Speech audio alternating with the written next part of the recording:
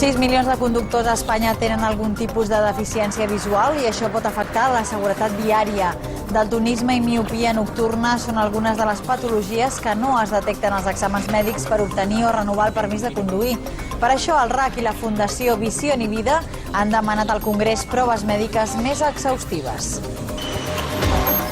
6 milions de conductors a Espanya tenen algun tipus de deficiència visual.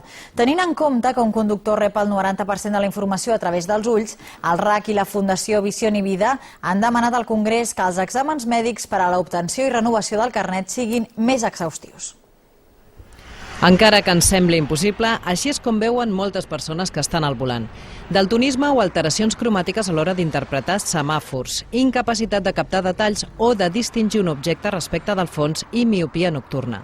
Són algunes de les deficiències visuals que pateixen més del 24% dels conductors que hi ha a Espanya, uns 6 milions de persones. És incongruent l'alta tecnologia que es demana als vehicles, les revisions de la ITV, el que es demana pels cotxes i el poc que es demana a les persones.